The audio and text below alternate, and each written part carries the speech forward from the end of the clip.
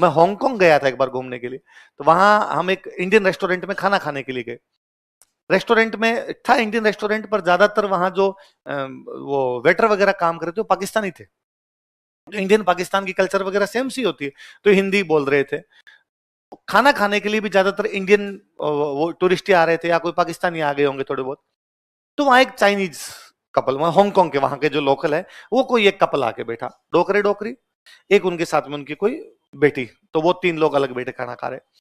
हम जब पेमेंट कर रहे थे तब मैंने ध्यान दिया कि स्क्रीन पे गाना, टीवी चल रही थी, स्क्रीन पे गाना चल रहा पद्मावत वाला घूमर, है ना, दीपिका पादुकोण वाला, और वो एक टक देखे उसको, तीनों उसको एकदम, और डोकरी डोकरी तो एकदम रस लेके ही हूं। तो मैंने पूछा उनसे जाके, आपके समझ आ रहे हैं? नो। हिंदी जानते हो आप लोग? नहीं। आप राजस्थान के बारे में जानते हो? नहीं। आपने इस गाने के बारे में पहले सुना है? नहीं। ये गाना पहले सुना है? नहीं। तो फिर इतना ज्यादा कंसंट्रेट करके क्यों? उन्होंने कहा इसका म्यूजिक बहुत अच्छा लग रहा है और ये यूं फील हो रहा है। तो मैंने कहा यार ये तो फर्जी गाना है, मैं ओरिजिनल सुनाता हूं। भाई पद्मावत वाला घूमर तो फर्जी है, ओरिजिनल तो अपने वाला दूसरा ही है। तो फिर हमने वो जो रेस्टोरेंट के मालिक थे उनसे बात की कि हमारे मोबाइल को जोड़ो इसे ब्लूटूथ से, तो उन जोड़ा, फिर हमने ओरिजिनल घूमर सुनाया, तालियां वालियां का इधर बजवाई उनके साथ, मगर यार ये वाला सुना जाना। तो मगर म्यूजिक लोगों को बोली नहीं समझ में आती, वो भाषा नहीं समझ में आती, फिर भी म्यूजिक लोगों को कनेक्ट करता है, म्यूजिक लोगों को जोड़ता है कहीं ना कहीं जाके। पर यदि दुल्हा घोड़ी पर बैठ के जा रहा है, सामने से राजा घोड़े पर बैठ कर, राजा उतरेगा दुल्हा में, क्योंकि दुल्हा क्या है? उस दिन दुल्हा यूं राजा की तरफ देख देख जाता था, क्या हाल है? कहां होते? देखो पहली बात तो ये जूते छुपाई वाले रस्म राजस्थान की है ही नहीं। अपने ये फिल्मों से देख देख के हमने पंजाबियों का सीख लिया। अपने यहाँ पे जवाई भगवान है, भगवान से किस बात की मजाक है? इसलिए अपने ये ऐसा होता ही नहीं था कि जीजू 500 रुपए दे दो।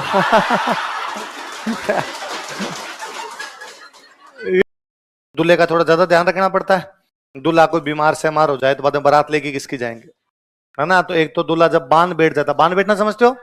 बांध बैठ जाता, उसके बाद कहते हैं घर से बाहर ही नहीं जाना। गणेश जी बिठाते हैं घर में, उसको बांध बैठना कहते हैं, विनायक स्थापना, अब समझ गए? उसको बांध बैठना, बांध बैठने के बाद दूल्हे कहते हैं घर से बाहर जाना, और यदि जाना पड़े तो साथ में कटार, है ना, हथियार अपना साथ में लेके जाओ वैसा। और उसमें भी दूल्हे कहते हैं कि चौराहे के ऊपर से तो मरे जाना, चौराहे के ऊपर से जाना भी पड़ जाए कहीं तो नमक वमक साथ में देके भेजते हैं कि साथ में रखना है। माचिस, माचिस भी देते हैं कि तुम्हारी तरफ? अच्छा, माचिस आग लगा देना की कुछ। कौन आदत तुम्हारे सामने, जला दो सबको तुम। ब्याह में किसी प्रकार का विघ्न पड़ना नहीं चाहिए। अलग अलग प्रकार के, तो वैसे कामण का मतलब क्या होता है? जादू। क्या मतलब होता है?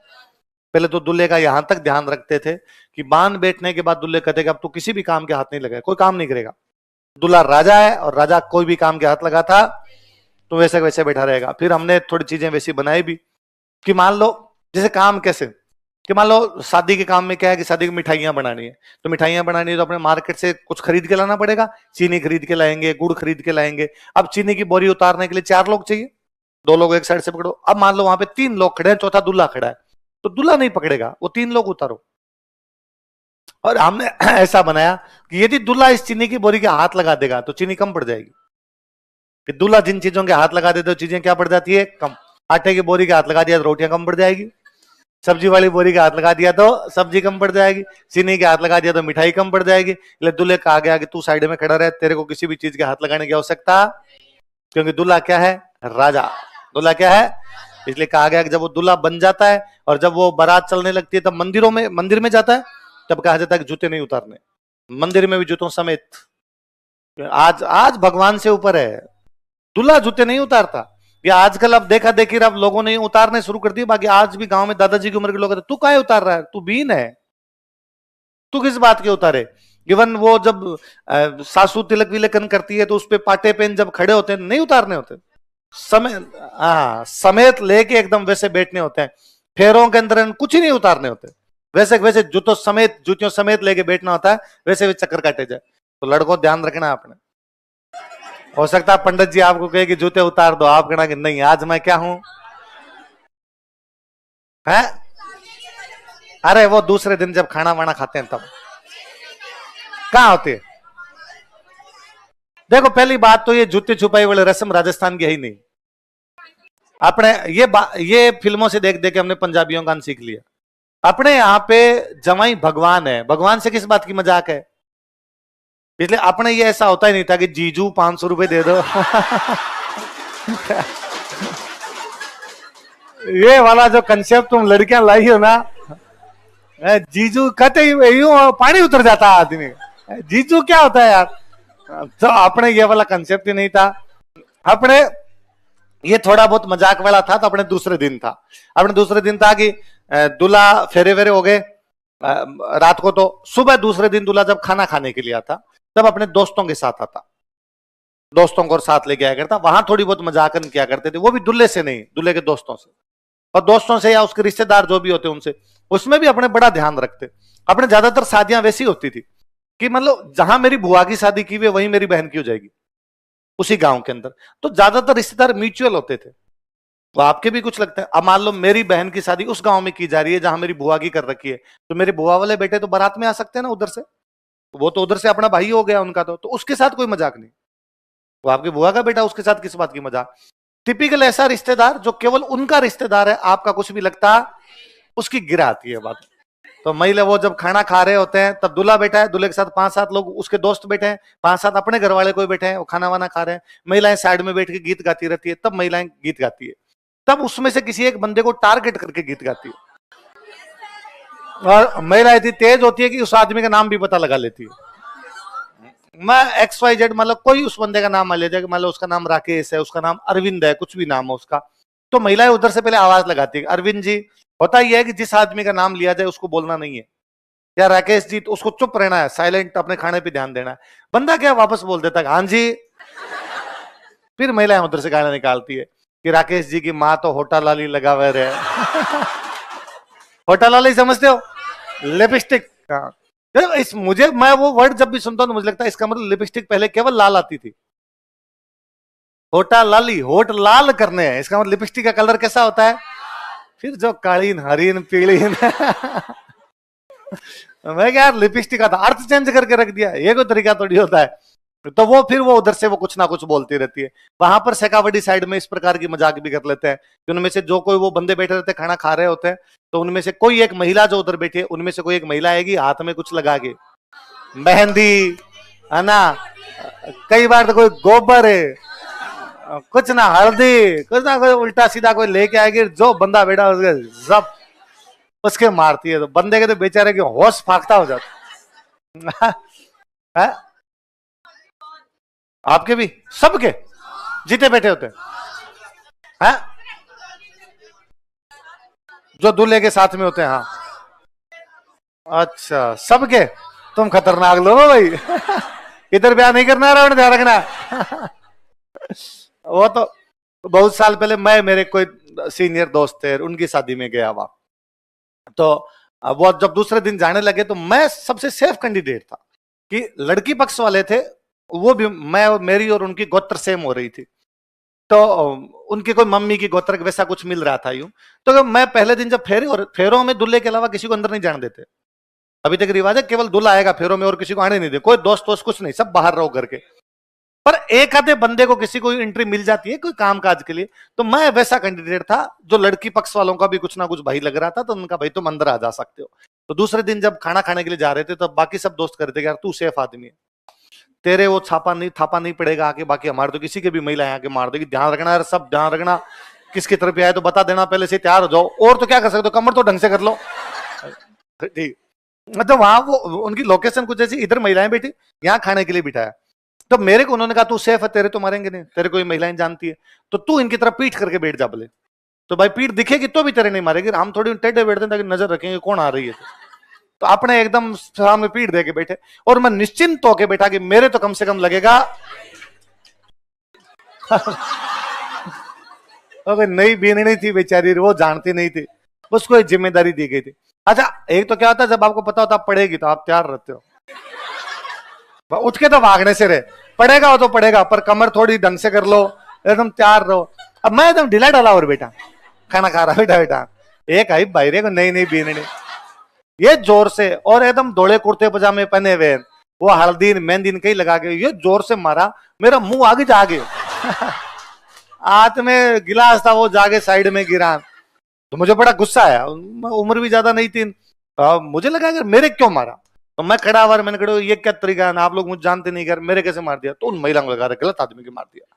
तो उन्होंने एक कोई बूढ़े महिला थे डोकरी बैठते, उन्होंने कहा अरे वाह वाह वाह वाह, रीस नहीं करनी, गलतियों लाग गयो गलतियों लाग गयो।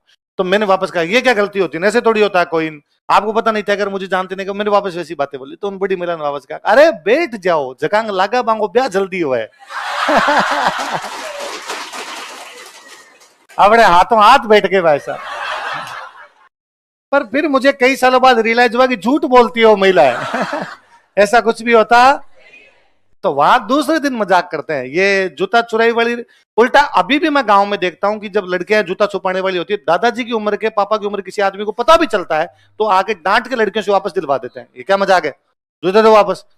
ये तो अब तुमने फिल्मों से देख देख के यूं सीखा है कि जीजू से रुपए लेने हैं, आगे अपने जीजू वाला कंसेप्ट नहीं था। अपने डाकी टाइप के आदमी आ यदि डाकी को यूं जीजू कहना है बेचारा को यूं तो ही थी उसकी, क्या ऐसे कैसे कहा जा सकता है। तो लड़कियों एक तो तुम ये वर्ड छोड़ दो, इस वर्ड में कोई अपनापन वाली बात है, ये बड़ा अजीब सा हो जाता है। तो आज के बाद क्या नहीं बोलोगी अरे कुछ ही जीजा जी जीजो सा कुछ ही बोला जा सकता है। जीजू क्या होता है, ऐसे टावर सा बना देते जीजू ये बड़ा नहीं होना चाहिए। पहले आपने तो इतना तक था कि मान लो नॉर्मली ये होता था कि राजा यदि अपने घोड़े पर बैठ के जा रहा है, सामने से आप घोड़े पर बैठ के आ रहे हो तो आपको नीचे उतरना पड़ेगा। राजा अपने घोड़े पर बैठ के जा रहा है, सामने से एक बंदा घोड़े पे बैठ के आ रहा है तो वो नीचे उतरेगा, राजा को सम्मान देगा। ये ठीक उसी प्रकार है कि मुख्यमंत्री जी की गाड़ियां जा रही है तो आपकी गाड़ियां रुकवा दी जाती है। आज भी तो रुकवाते हैं ना कि नहीं, वीआईपी मूवमेंट है, वीआईपी मूवमेंट है, ओ पुलिस वाले आगे फटाफट साइड में करते, वीआईपी मूवमेंट, साइड में जाओ साइड में जाओ, क्योंकि वहां से वीआईपी मूवमेंट है। तो पहले भी था, राजा वीआईपी आदमी, राजा का जब काफिला गुजरेगा तो आपका काफिला रोकना, आप जो भी घोड़े पे जा रहे हो, आप जो भी अपने साधन पे जा रहे हो, आपको रोकना पड़ेगा, आपको साइड में रुकना पड़ेगा। पर यदि दुल्हा घोड़ी पर बैठ के जा रहा है, सामने से राजा घोड़े पर बैठ कर, राजा उतरेगा दुल्हा ने, क्योंकि दुल्हा क्या है, उस दिन दुल्हा यूं राजा की तरफ देख देख जाता था, क्या हाल है अगला लिखो। हाँ, शादी के टाइम वो मेजरमेंट लेते हैं ना, ऐसे कैसे करते हैं। तो पहले क्या होता है, अब तो क्या होता है अपने दूल्हे कौन देख के आ जाते हैं, पहले देखते तो थे नहीं। पहले तो शादियां ज्यादातर तो वैसे होती थी पहले, मतलब मेरे तो ऐसे तक किस्से सुने हुए हैं कि दो कोई दोस्त है, साथ में रहते हैं, सेम कास्ट के पर अलग अलग गोत्र के, और उन्होंने साथ में रहते हुए कभी बात की कि अपनी शादी होगी, अपनी शादी के बाद बच्चे होंगे, यदि तेरे लड़की और मेरे लड़का हो तो हम शादी कर देंगे। लो, इसके मम्मी पापा की सेम इसी प्रकार से हो रखी है। और ऐसे खूब सारे एग्जाम्पल मेरे सुने हुए। या दूसरे एग्जाम्पल ऐसे कि दादाजी की उम्र का कोई भी आदमी कहीं पर गए, रिश्तेदारी में गए, रात को खाना पीना करके सो गए, सुबह उठे चाय वाय पी रहे, किसी एक बच्ची को घूमते हुए उन्होंने देखा और उन्होंने पूछा, आ भाई फलान जी की भाई है, हमारा पोतो है। या ये लड़का बुलाया, उस बुला लेते लड़के को तो बुला ही लेते, कहीं नाम है, क्या करते हो, क्या नहीं करते हो, पापा क्या नाम है, दो चार पूछा, ठीक लगा यार, हाँ सकल सूरत ठीक है, ये ठीक है, मेरे पोती है, मेरे बच्ची है, मेरे भतीजी है, ऐसे रिश्ते करके आते। और गांव में आके कहते भाई मैं इस भाई का रिश्ता वहां करके आ गया, लोग मान भी लिया करते, शादी कर देते। इसका मतलब उस लड़के को किसी ने देखा तो ही नहीं, अब वो सीधा बारात लेके आया। तो फिर वो मेजरमेंट बनाया गया, महिलाएं यूं नाप जोक कर रही होती, कितना लंबा है, कैसा दिखता है, क्या है, तो वो फिर हमने यूं बना लिए। फिर वो बाकायदा आपको कांच दिखाए जाते हैं, तो कांच दिखाने का मतलब ये है कि भाई गांव में बाकायदा कहा जाता है कि जब तेरे को कांच दिखाए तो ऐसे कर लेना है कि कांच की तरफ देखना नहीं होता ना, रिफ्लेक्ट पड़ता है आंखों में तो हम आंखें बंद कर लेते हैं। तो यदि आदमी को दिखता है तब तो बंद हो जाएगा, यदि किसी को दिखता ही नहीं है तो उसको तो कांच का पता नहीं चल रहा, तो आप कांच में देखने लग जाते हो, इसका मतलब आंखों से आपको दिखाई देता नहीं है। फिर वो आपके कानों के पास में आके झुंझुना बजाती है, तो यूं आपको कान साइड में लेने होते हैं कि नहीं मुझे सुनता है, ये झुंझुना बजाने की आवश्यकता नहीं। मान लो किसी आदमी को सुनता है नहीं तो भले झुंझुना बजाओ, तो पता लगाने के तरीके थे भाई सुनता है कि नहीं सुनता, दिखता है कि नहीं दिखता, तो बना लिए जी तरीके हमने। टेस्ट था, टेस्ट, फिजिकल टेस्ट अगला है बधावा। कौन सा है? कभी नोटिस करना, गांव में जब बारात वापस आती है, दुल्हन को लेके जब आती है, तो दुल्हन वाली गाड़ी से कोई एक बंदा उतर के आता है और आके महिलाओं को कहता है कि बीननी बधार लो, बीननी बधार लो, मतलब शादी का काम संपन्न हो गया, बीननी आ गई, अब उसके लिए गीत गा लिए जाए। वो जो गीत होते हैं उन गीतों को कहते हैं बधावा। कोई शुभ काम जब पूरा हो जाए सबसे लास्ट में जो गीत गाया जाता है कौन सा है? देखो इस बार एक फ्रांस में बहुत फेमस फिल्म फेस्टिवल होता है, कान फिल्म फेस्टिवल, नाम सुना आपने? तो इस बार बतूल बेगम गए थे उसमें। बतूल बेगम नाम पड़ा है? तो बतूल बेगम ने इस बार कान फिल्म फेस्टिवल में भाग लिया था। पिछली बार मामे खान थे, जैसलमेर के अपने एक कलाकार है मामे खान, तो मामे खान ने पिछली बार भाग लिया था। और मुझे सबसे अच्छा तो ये लगता है कि मामे खान को आप देख, आज सर्च करना मामे खान इन कान फिल्म फेस्टिवल, है ना, और फिर उसके ड्रेसअप देखना आप, टिपिकल जैसलमेर वाली पगड़ी बांधी हुई। आप बतूल बेगम इन कान फिल्म फेस्टिवल लिखना, एकदम राजस्थानी पोशाक पहनी हुई, जैसे अपने साधारण घर की कोई महिला हो वैसे एकदम गा रहे हैं। मुझे लगता है अब तो ये सब पैसे वाले भी हो गए, जो पेरिस जाके गा रहा है तो उनके पास ठीक ठाक पैसे भी हैं, वहां तो हिप हॉप कपड़े भी पहने जा सकते हैं ना, रॉक स्टार जैसे भी पहन के जा सकते हैं ना। आज दिन तक वो राजस्थान की कल्चर को वहां तक लेके जा रहे हैं। वहां कोई टिपिकल टर्बन में पगड़ी में राजस्थान की वहां बैठ के कोई गीत गाता है तो वहां जो लोग सुनने वाले होते हैं उनका ध्यान जाता होगा, ये क्या है भाई, ये सब पगड़ी है, ये क्यों बांधते हैं, ये सब राजस्थान ज्ञान बांसान है। चार लोगों को राजस्थान की संस्कृति का पता ही चलता है। तो अपने म्यूजिक के माध्यम से हमारी जो कल्चर बाहर पहुंची उसमें भी इनका बड़ा योगदान है, जो भी समुदाय है इनका बड़ा योगदान रहा। खूब सारे विदेशी आते हैं राजस्थान में केवल इनको सुनने के लिए। अपने एक स्टूडेंट है संदीप, संदीप चारण, पुराने बेच का स्टूडेंट है। संदीप बेसिकली यही काम करता है, अब इन लोकगीतों को प्रिजर्व करने का काम करता है। ये जो समुदाय जीते भी है इनके लिए काम करता है, इनके वो म्यूजिक सबमिट करवाता है, फेस्टिवल वगैरह करवाता है। तो एक बार बहुत पहले, कोरोना से पहले की बात है, संदीप ने मुझे एक दिन मैसेज किया कि सर एक कार्यक्रम है म्यूजिक का, यदि आपकी क्लास फ्री हो जाए तो आप आना। मेरी क्लास उस दिन थोड़ी जल्दी फ्री हो गई, 5 बजे के आसपास फ्री हो गई, तो हम 4-5 लोग चले गए। उसने जो एड्रेस दिया था वहां पहुंच गए। तो एक कैफे था वो, उस कैफे के अंदर वो कार्यक्रम होना था। कैफे था, आगे खूब सारी खाली जगह पड़ी थी, पेड़ वेड़ लगे हुए थे, वही वो एकदम ओपन सा कोर्टयार्ड था। तो कहा यहां पर होगा, ठीक है। हमने जाके देखा कि वहां 50 एक सीटें लगी हुई थी। 5 जने हम जाके बैठ गए उनपे, जो 5 गए थे। 1-2 लोग संदीप के और को जानकार थे वो थे, बाकी 40 विदेशी फॉरेनर। अच्छा, 5 लोग सामने गा रहे हैं, वो टिपिकल लंगा मांगनियार कलाकार।